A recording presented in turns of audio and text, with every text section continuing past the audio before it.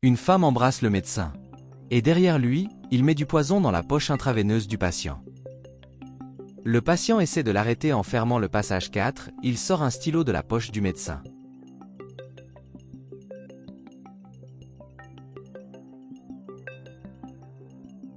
Le patient écrit sur un bloc-notes pour demander de l'aide. Elle colle au dos du médecin. Le médecin demande si l'infirmière est libre plus tard. Elle dit oui, mais maintenant elle est occupée et dit au médecin de rester avec le patient, et ensuite ils pourront se voir. Il est d'accord avec elle. Ils se disent au revoir et elle quitte la pièce. Le médecin voit qu'il y a quelque chose qui ne va pas avec le sac, mais voit qu'il est déjà fermé. Il dit à la patiente d'être assurée qu'elle ira mieux. Le médecin dit qu'il va changer le sérum et qu'elle ira mieux. Un policier entre et demande ce qui ne va pas avec sa fille. Le médecin dit que l'état du patient ne s'est pas amélioré et qu'il se trouve dans une situation critique. Il quitte la pièce. La femme devient désespérée et demande à sa fille ce qui s'est passé pour qu'elle ressemble à ça. La fille pointe la tête vers le dos du médecin. Maman va chercher le journal. Elle lit le journal et cherche désespérément à savoir ce qui est arrivé à sa fille. La fille ne peut pas parler et hoche simplement la tête. Le médecin demande à la mère du patient de quitter la pièce car il va lui faire des examens. La mère dit qu'il y a quelque chose sur son cou, elle dit que ça ressemble à du rouge à lèvres. Il dit qu'il va aux toilettes pour nettoyer et qu'il revient tout de suite. Elle remercie. Elle relit le message et demande si quelqu'un essaie de lui faire du mal.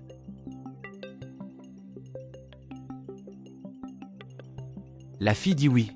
La mère demande pourquoi quelqu'un voudrait faire cela, elle demande pourquoi sa fille ne dit rien. Le médecin revient, distrait, mais demande à la mère de quitter la pièce.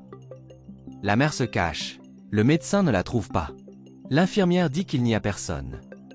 Le médecin dit qu'elle était là il y a quelques minutes. La femme les regarde. L'infirmière dit que le médecin est très fatigué et stressé, elle dit qu'elle va prendre soin du patient pour qu'il puisse se reposer. Le médecin dit qu'il est vraiment fatigué et rentre chez lui pour se reposer. L'infirmière le serre dans ses bras et lui dit d'aller se reposer.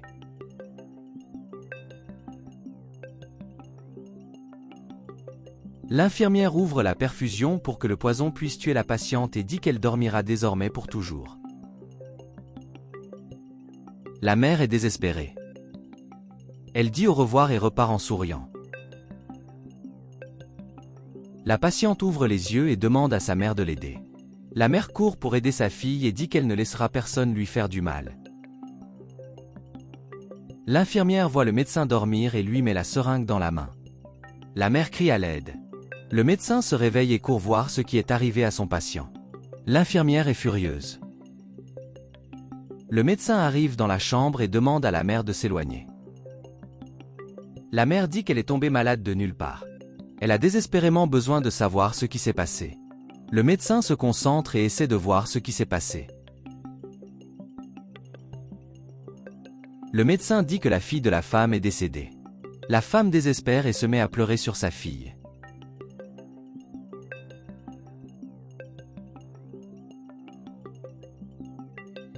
L'infirmière dit qu'elle sait à quel point le médecin est dévoué. Elle dit également qu'elle est désolée pour la perte du patient.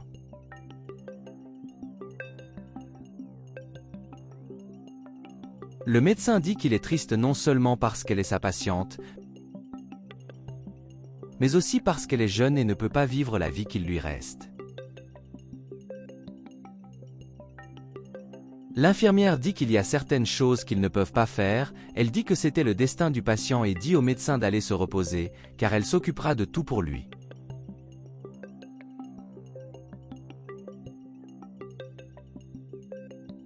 Le médecin se dit épuisé et demande à l'infirmière d'appeler la famille du patient et de tout organiser.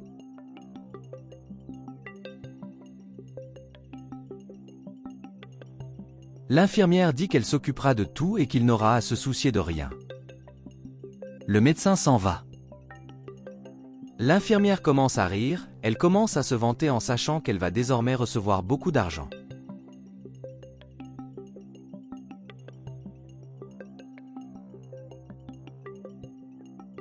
Elle commence à appeler un homme et dit qu'elle l'attend.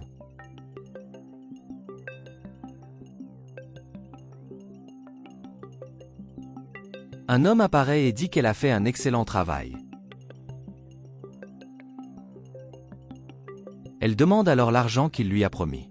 L'homme lui dit de se calmer, car maintenant ils ont tout le temps du monde pour utiliser l'argent.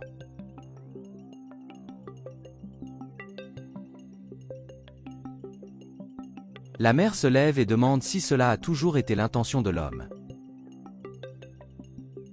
L'homme a peur.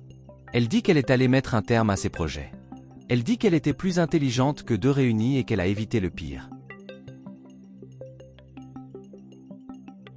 La fille se lève et quitte la pièce. La mère s'allonge à sa place et se couvre. L'homme dit qu'il peut s'expliquer. La femme dit qu'elle ne lui a jamais fait confiance et qu'elle a toujours su qui il était. L'homme dit qu'elle l'aimait. La femme dit qu'il s'agissait d'un canular et a déjà appelé la police. L'homme et l'infirmière courent. La fille remercie sa mère de lui avoir sauvé la vie.